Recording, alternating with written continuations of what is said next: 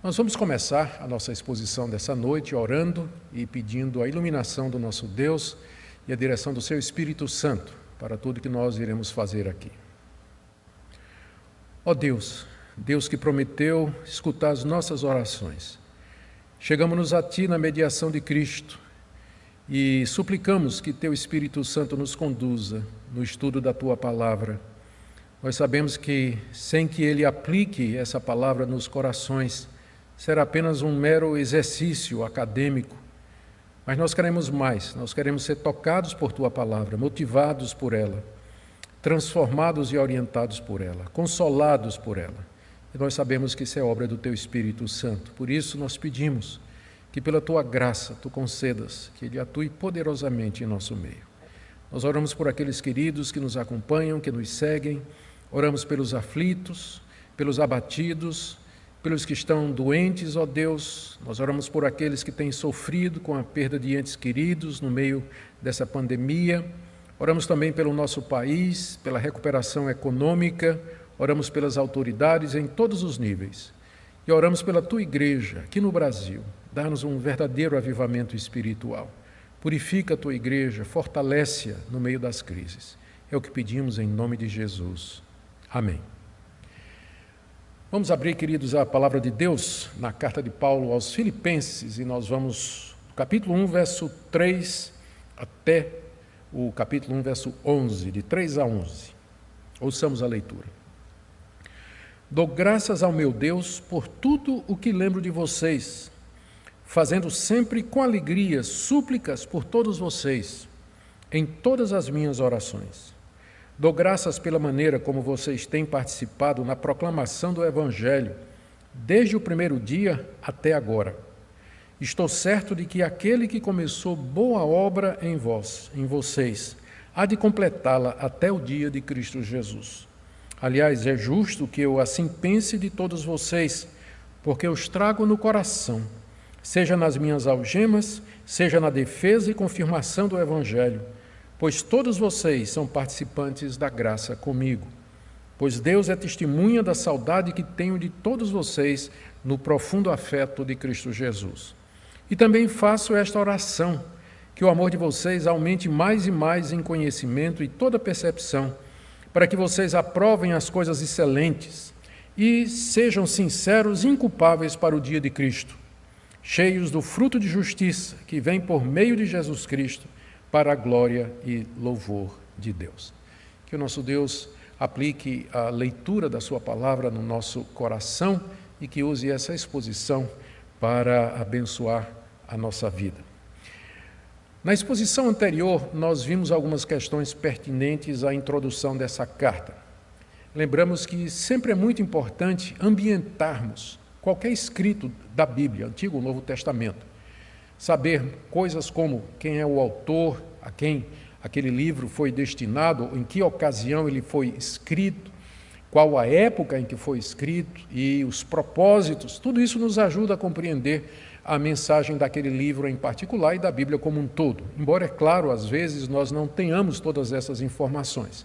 Embora elas sejam importantes, elas não são essenciais ou cruciais, indispensáveis, por assim dizer, para que nós cheguemos ao conhecimento salvador da Bíblia. Qualquer pessoa lendo a Bíblia, mesmo sem ter todas essas informações, ela certamente chegará ao conhecimento salvador do nosso Senhor e Salvador Jesus Cristo. A Bíblia é clara em si mesma e ela dá testemunho de si própria à medida que nós lemos e o Espírito Santo testifica no nosso coração de que essa de fato é a palavra de Deus.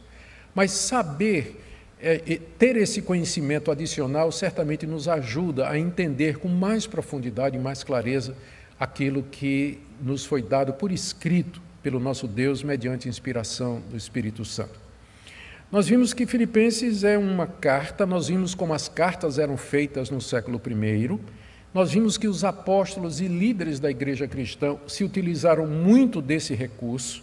A maior parte dos livros do Novo Testamento, na verdade, são cartas.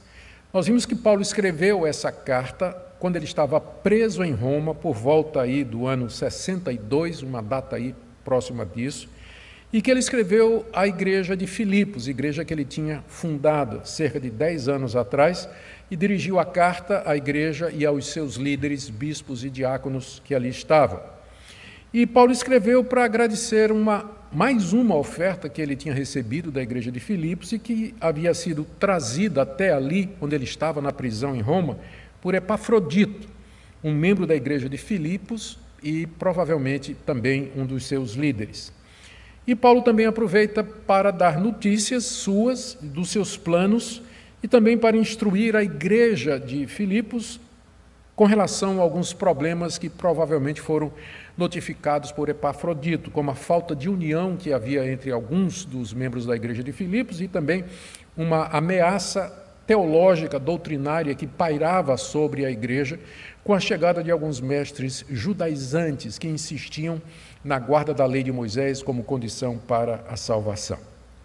Após introduzir a carta formalmente, versos 1 e 2, que foi o que vimos na exposição passada, Paulo agora agradece a Deus por tudo que lembra do tempo que esteve lá na cidade de Filipos, com aqueles queridos irmãos, expressa a sua certeza de que aquilo que aconteceu com eles, de fato, é uma obra genuína de Deus e intercede por eles diante de Deus. É o que nós veremos nessa noite, esses 3 pontos. Em primeiro lugar, a gratidão de Paulo pela generosidade da igreja de Filipos, versos de 3 a 5. No verso 3, Paulo agradece a Deus as lembranças que ele tinha do bom tempo que ele passou lá em Filipos. Verso 3, dou graças ao meu Deus por tudo o que me lembro de vocês. E certamente Paulo tinha muita coisa boa para se lembrar do tempo que ele esteve em Filipos e pelas quais ele dava graças a Deus. Por exemplo, a conversão de Lídia, uma vendedora de púrpura, uma mulher influente, uma mulher importante, que em seguida abre a sua casa para hospedar a igreja. Depois, a libertação de uma jovem que estava possuída por um espírito de adivinhação, foi liberta pelo poder da palavra de Deus, pelo poder do Evangelho. Outra lembrança, sem dúvida, a conversão do carcereiro naquela noite memorável em que Deus, ouvindo os louvores, as orações cantadas, feitas por Paulo e Silas, que estavam na prisão de Filipos, ele responde com um terremoto, abrindo as portas da prisão e causando grande espanto no carcereiro, que se ajoelha diante de Paulo e Silas e pergunta o que é que ele vai fazer para ser salvo. E ali mesmo ele é convertido, é batizado, ele leva Paulo e Silas para sua casa, ali todos os seus são batizados também, com certeza Paulo se lembrava disso. Paulo se lembrava do surgimento daquela igreja, como ela se espalhou rapidamente, se fortaleceu, se organizou naquela cidade tão destacada que era a cidade de Filipos. Por isso que ele diz no verso 3, dou graças ao meu Deus por tudo o que lembro de vocês, boas memórias de verdade, graças a Deus por isso. E ao lembrar-se deles e agradecer a Deus por eles, Paulo também intercedia pelos filipenses no verso 4, fazendo sempre com alegria súplicas por todos vocês em todas as minhas orações. Paulo orava muito e em várias ocasiões por dia. Veja aqui no verso 4 que ele diz, ele faz menção a todas as minhas orações. E toda vez que ele orava, ele não somente agradecia a Deus pelas pessoas que ele tinha conhecido, pela obra de Deus através dele, como, por exemplo, o que tinha acontecido em Filipos, mas ele suplicava pelas igrejas, suplicava por aqueles que Deus havia chamado através do seu ministério. E ele suplicava também pelos filipenses. E não faltava motivos para orar pela igreja de Filipos, porque era uma igreja que vivia debaixo de perseguição. É o que nós lemos lá no livro de Atos, por ocasião da presença de Paulo ali. E agora era uma igreja que estava ameaçada por falsos ensinos. Quando Paulo orava, ele lembrava da igreja de Filipos, dava graças e ele intercedia pela igreja. E ele diz aqui que fazia isso com alegria, com gratidão, com um misto de preocupação e também de regozijo diante de Deus por tudo que Deus já havia feito no meio deles.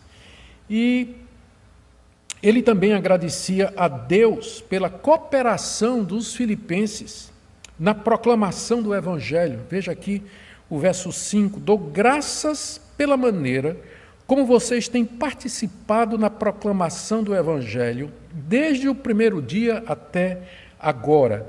O primeiro dia foi o dia em que Paulo chegou em Filipos e foi pregar o Evangelho para Lídia e outras mulheres que estavam à beira do rio. Lídia se converte, ela recebe o apóstolo Paulo, abre sua casa, dá apoio e hospitalidade ao apóstolo Paulo.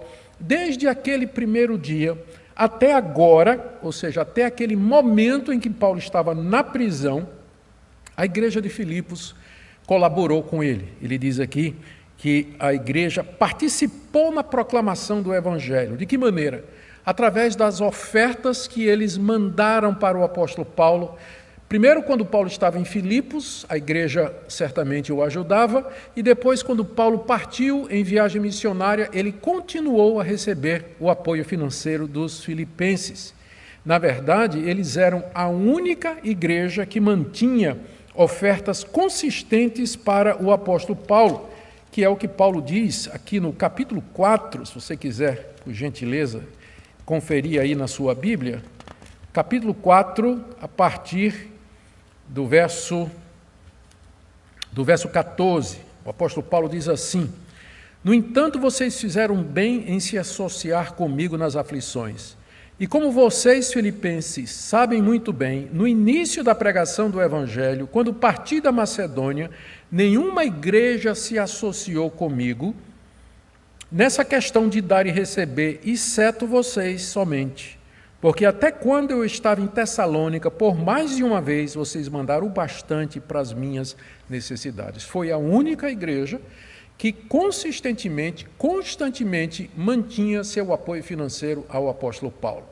Várias vezes eles tinham feito isso. E agora que Paulo estava na prisão, eles também estavam fazendo isso. Foi por isso que eles mandaram Epafrodito lá para encontrar Paulo em Roma, na prisão, trazendo uma oferta.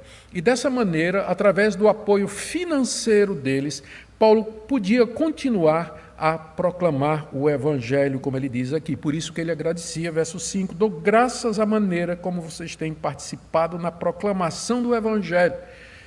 Não proclamando junto com Paulo, mas contribuindo para que Paulo pudesse fazer isso, desde o primeiro dia até agora. Então, essa é a gratidão que Paulo expressa pelos filipenses, e não é sem motivo. Ele estava feliz, ele estava agradecido a Deus pela generosidade, pelo carinho, pela disposição dos filipenses em continuar a abençoá-lo. Em seguida, do verso 6 até o verso 8, Paulo manifesta a certeza que ele tem quanto à salvação dos filipenses. A certeza que Paulo tem de que o que aconteceu em Filipos foi realmente uma obra de Deus, não foi alguma coisa passageira, não foi alguma coisa momentânea, como acontece às vezes, há um movimento num determinado lugar, há uma cruzada de evangelização em outro lugar, há um esforço missionário numa vila, numa determinada cidade, as pessoas ficam agitadas, muita gente aceita Jesus, é batizada, passado algum tempo, cada um vai para o seu canto, a igreja se dispersa e o trabalho dá em nada. Muitas vezes isso acontece, mas não foi o caso com a igreja de Filipos. Paulo tinha certeza de que o que tinha acontecido ali foi de fato a obra de Deus. Veja o que ele diz aqui no verso 6. Eu estou certo de que aquele que começou boa obra em vocês há de completá-la até o dia de Cristo Jesus. Paulo estava certo de que Deus havia começado uma boa obra lá em Filipos. E que boa obra era essa? Quando Paulo chegou em Filipos pregando o Evangelho, havia muitos que seguiam o judaísmo, outros seguiam as religiões greco-romanas, outros seguiam o culto ao imperador. Lembre que Filipos era uma colônia romana, era uma cidade considerada uma cidade romana, italiana, onde havia o culto ao imperador. Quando Paulo chegou ali, os filipenses estavam completamente cegos, estavam completamente perdidos em suas obras mais, em seus pecados e na sua ignorância do verdadeiro Deus. Através da pregação do apóstolo Paulo em Filipos, Deus mudou a vida deles e começou uma boa obra neles. Eles tiveram seus olhos abertos, eles se arrependeram dos seus pecados, eles creram em Jesus Cristo, eles foram justificados, eles foram perdoados por Deus, eles foram regenerados, Deus lhe deu o Espírito Santo. A vida deles mudou de maneira radical e profunda, como, por exemplo, aquela moça que foi liberta do espírito de adivinhação, e eles se organizaram como igreja, como comunidade, como irmãos em Cristo Jesus. E Paulo diz que aquilo foi só o começo. Aquele que começou uma boa obra, aquilo foi só o começo. E Deus, Paulo agora tem certeza, ele diz isso com convicção, Deus haveria de terminar o que havia começado. Aquele que começou boa obra vai terminar essa obra até o dia de Cristo Jesus. Isso significa que o mesmo Deus que os chamou, o perdoou, os regenerou, lhes deu o Espírito Santo, era o mesmo Deus que os santificaria, que os conduziria aqui nesse mundo, firmes na fé, livrando-os do erro, da apostasia, do tropeço, e que finalmente Deus haveria de recebê-los em glória e dar-lhes a vida eterna, e isso até o dia de Cristo Jesus, quando então eles ressuscitariam de entre os mortos pelo poder de Deus e entrariam no novo céu e na nova terra que Deus havia preparado para os seus. Essa é a boa obra, esse é o trabalho, por assim dizer, que Deus faz em nós mediante o seu Espírito Santo. Ele tinha começado em Filipos e ele haveria de terminar, ele haveria de concluir, porque Deus não faz as coisas pela metade. Se ele começou, se ele nos deu salvação, se ele perdoou os nossos pecados, se ele nos fez seus filhos, então ele vai levar isso até o fim, porque o propósito dele é ter um povo para o louvor da sua glória. E é nisso que está a nossa confiança, é nisso que está a nossa segurança, não em nós, mas a perseverança dos santos é o resultado da ação de Deus em nós. O Deus que nos elegeu antes da fundação do mundo, que nos predestinou para ser seu povo, que mandou seu Filho morrer pelos nossos pecados, que nos deu o Espírito Santo como penhor, como selo e com garantia, ele não vai recuar do seu plano. Nada pode nos separar do amor de Deus. Aquele que começou a boa obra em você vai terminar até o dia de Cristo Jesus. Ele começou e ele vai terminar. E Paulo tinha plena certeza disso, como ele diz aqui, verso 6, estou certo. Essa mesma palavra aparece lá em Romanos capítulo 8, verso 38, quando Paulo diz assim, estou certo de que nem a morte, e aí ele lista uma série de obstáculos, nada poderá separar-nos do amor de Deus em Cristo Jesus. Paulo tinha segurança disso. Por que ele considerava que essa avaliação que ele está fazendo dos filipenses era justa?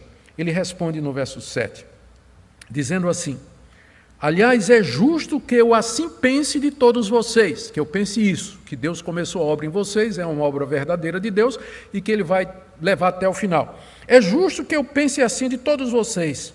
Primeiro, porque eu os trago no meu coração. Eu os trago no meu coração, seja nas minhas algemas, seja na defesa e confirmação do Evangelho, pois todos vocês são participantes da graça comigo. Paulo tinha os filipenses no coração, havia desenvolvido um amor profundo por eles durante o tempo que estava lá. Isso porque Paulo percebeu que o que Deus fez na vida de Lídia, do carcereiro, da jovem que foi liberta, de tantos outros que se converteram ali, foi uma obra genuína, uma obra de salvação. Paulo se apegou a eles como um pai se apega aos filhos, como o missionário, como o evangelista se apega aos filhos que ele gera através da pregação do evangelho, como o pastor se apega às suas ovelhas, a que ele se apacenta. Então Paulo diz, eu sei que o que eu estou dizendo é verdade. Primeiro, porque eu tenho vocês no meu coração. Segundo, porque vocês vêm colaborando comigo de maneira fiel na proclamação do Evangelho. Essa expressão aqui no final do verso 7, ela pode ser mais bem entendida se for lida do fim para o começo. Aqui está dizendo assim, é justo que eu pense isso de vocês, porque eu trago vocês no coração, seja nas minhas algemas, seja na defesa e confirmação do Evangelho, pois todos vocês são participantes da graça comigo. Vamos começar pelo fim. Ele está dizendo assim, todos vocês participam comigo, ou têm participado comigo da graça do Evangelho. A graça aqui é a graça de Deus em Cristo, e também lembra que Paulo usa o termo graça para se referir ao chamado dele como apóstolo de Jesus Cristo. Os filipenses vêm participando com o ministério apostólico de Paulo. Como? Através das ofertas, conforme já tínhamos mencionado, ofertas que eles sempre enviaram. E Paulo diz: vocês fizeram isso mesmo quando eu estou em algemas, quando ele estava preso, e muitas vezes quando ele teve de se defender diante das autoridades, como ele fala aqui, na defesa e na confirmação do Evangelho. Em resumo, o que Paulo está dizendo é o seguinte, recapitulando para a gente não perder o fio da meada. Eu tenho certeza de que aquele que começou a boa obra em vocês, ele vai levar isso até o fim. Por que é justo eu pensar isso? Porque uma das evidências de que vocês de fato foram salvos, de que a boa obra foi feita no coração de vocês, é que vocês nunca pararam de colaborar comigo financeiramente. Vocês sempre mandaram ofertas, quer quando eu estava livre pregando o Evangelho, quer quando eu estou preso defendendo e anunciando o Evangelho aqui diante das autoridades. Esse é o argumento que Paulo tem, essa é a evidência que Paulo tem. Alguém pode dizer assim, mas essa não é uma evidência um pouco materialista ou alguma coisa assim meio, sei lá, utilitarista? Paulo está dizendo que tem certeza de que eles são salvos porque eles não deixaram de contribuir financeiramente. Mas se nós analisarmos as circunstâncias em que isso aconteceu, nós veremos que essa evidência é a maior evidência que poderia haver. Paulo passou pouco tempo em Filipos, ele deixou a igreja ali e foi pregar o Evangelho em outro lugar. Paulo era acusado de muitos lados e em muitas frentes de ser um falsário, um mercenário. Ele nunca pediu absolutamente nada a ninguém. Ele, quando tinha que se sustentar, quando ele não queria pedir o apoio financeiro da igreja, ele fazia tendas, trabalhava com suas próprias mãos. Agora, Paulo tinha sido preso. Poderia ter sido uma boa desculpa para a igreja de Filipos dizer, olha, nós não vamos mais mandar oferta para esse Paulo não, para esse missionário, porque ele foi preso, deve ser um malfeitor, alguma coisa errada ele fez.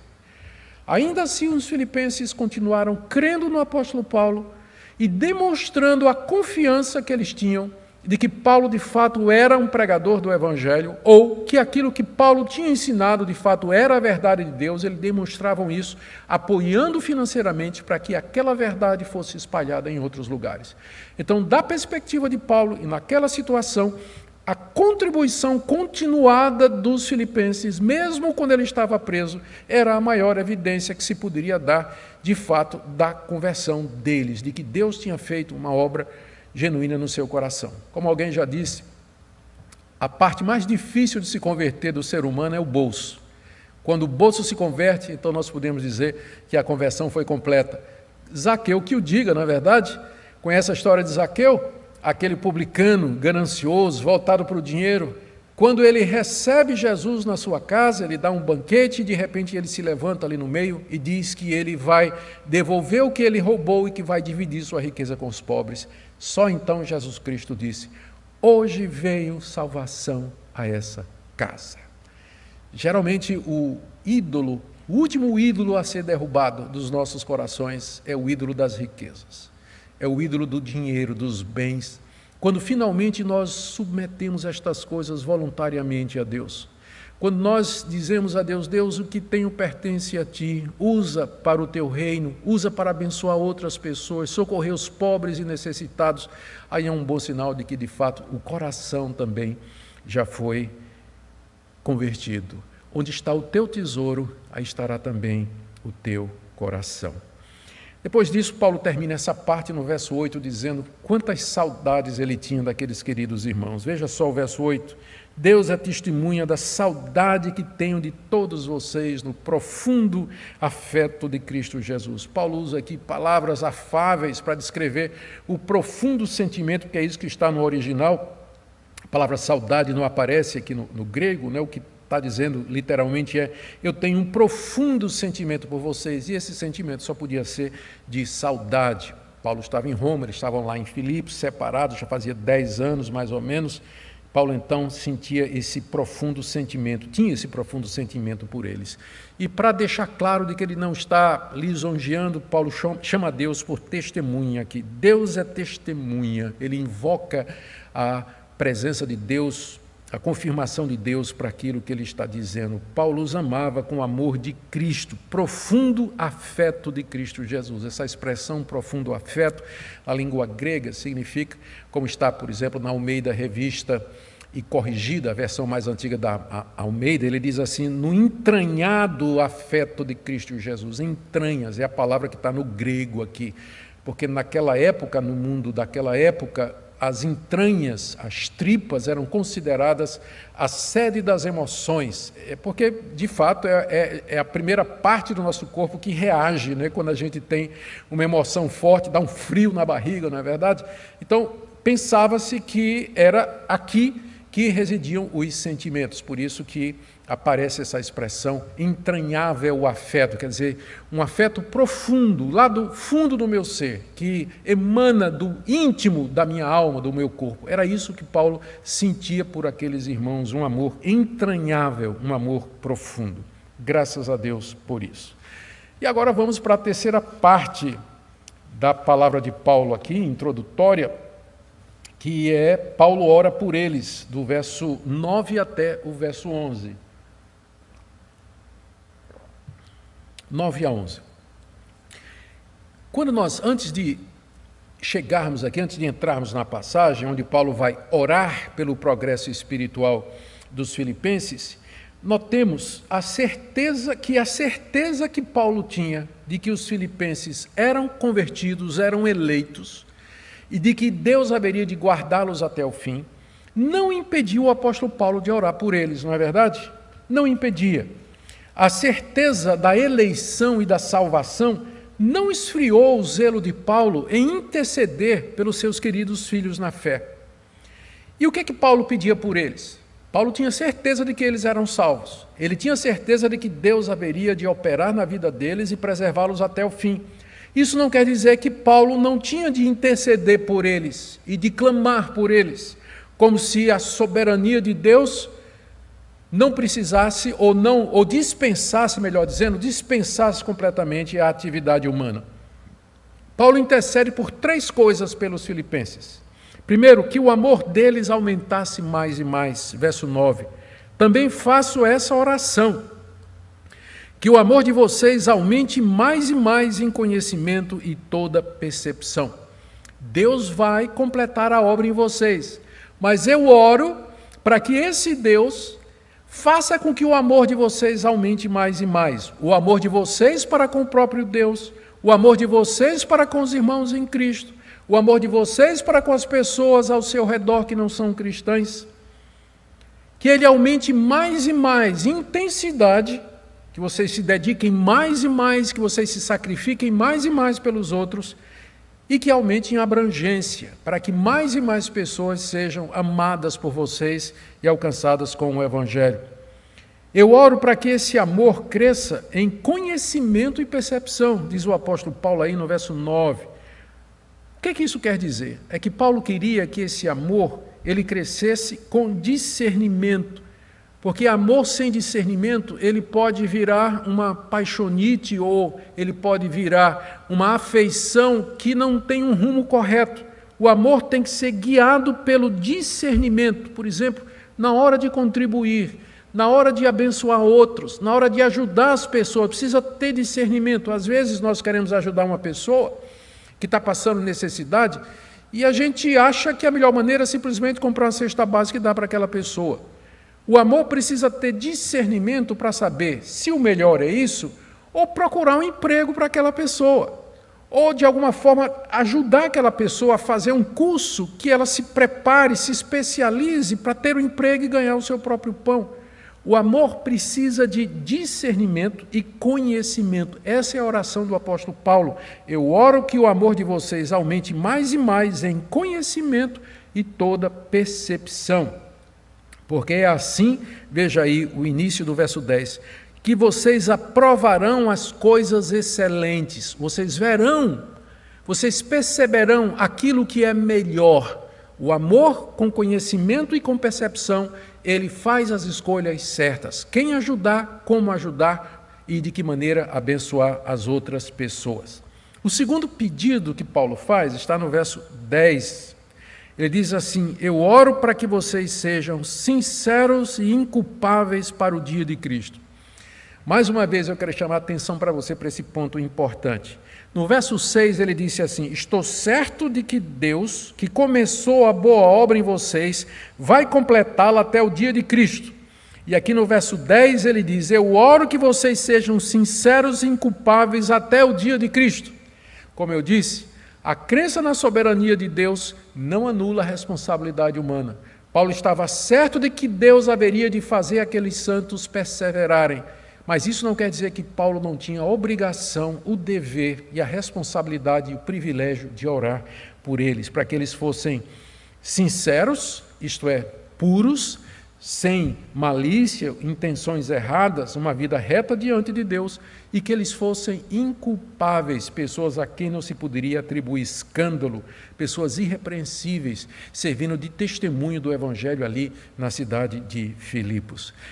Paulo poderia ter pedido tanta coisa, não é, pelos filipenses, mas ele está pedindo que o amor cresça e que eles sejam sinceros e inculpáveis. E mais, verso 11, que vocês sejam cheios do fruto de justiça, que vem por meio de Jesus Cristo para a glória e louvor de Deus. Fruto de justiça aqui são aquelas boas qualidades, as boas virtudes que são produzidas pela justificação pela fé. Deus nos justifica pela fé em Cristo Jesus.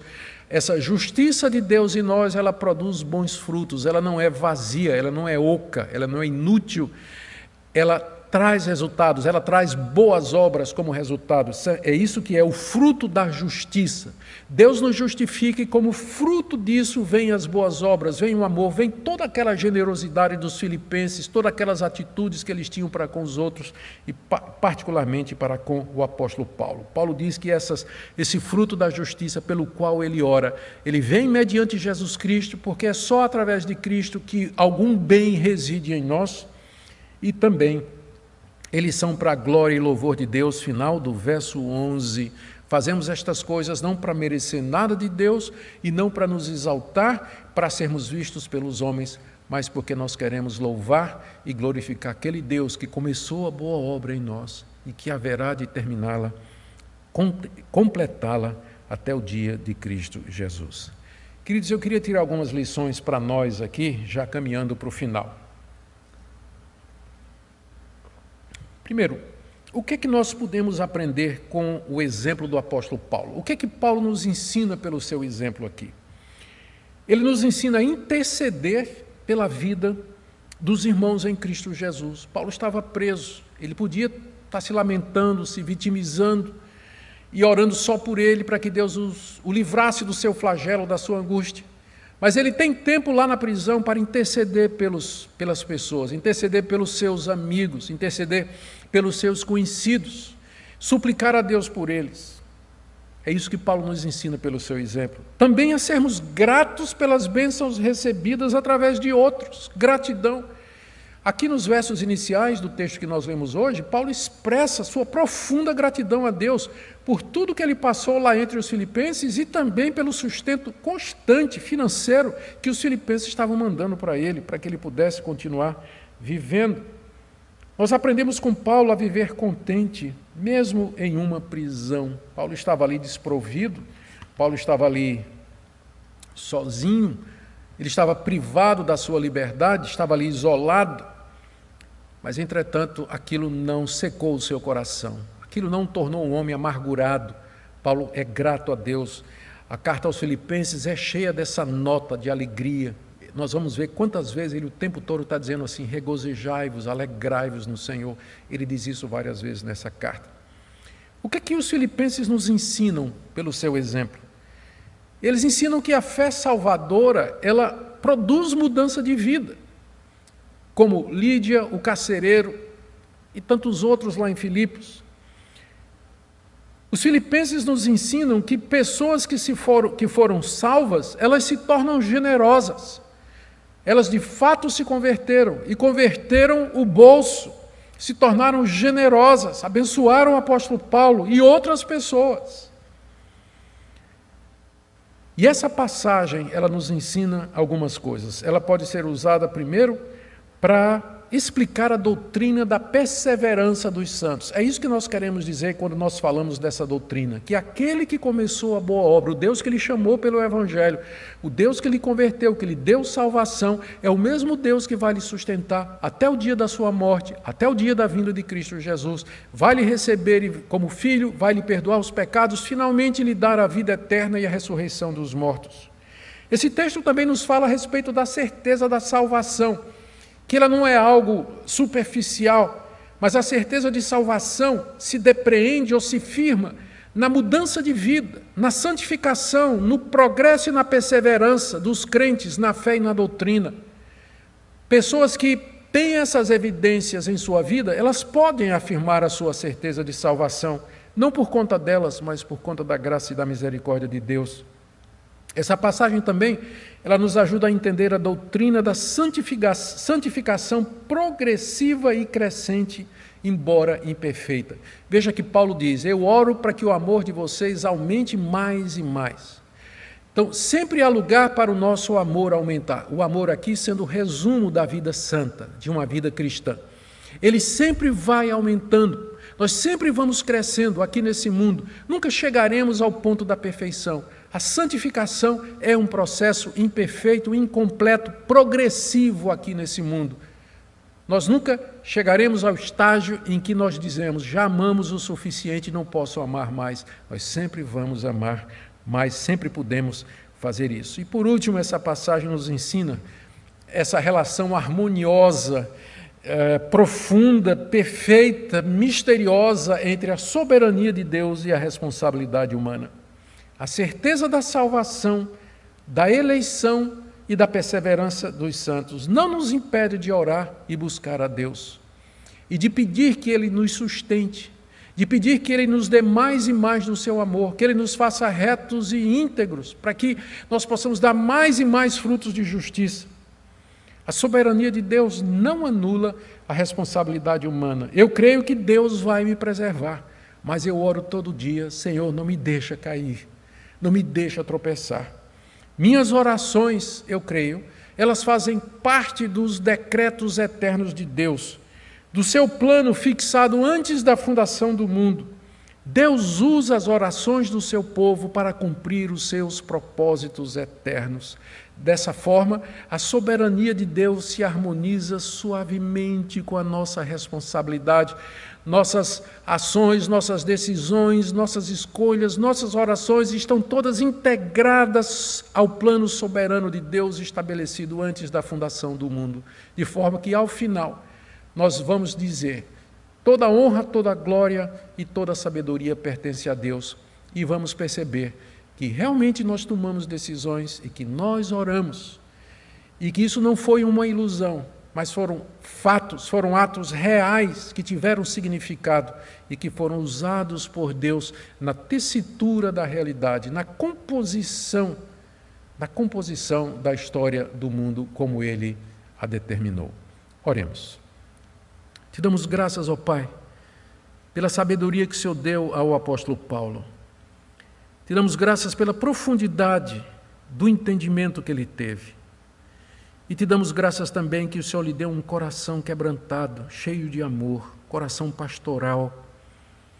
Nós queremos pedir a mesma coisa por nós.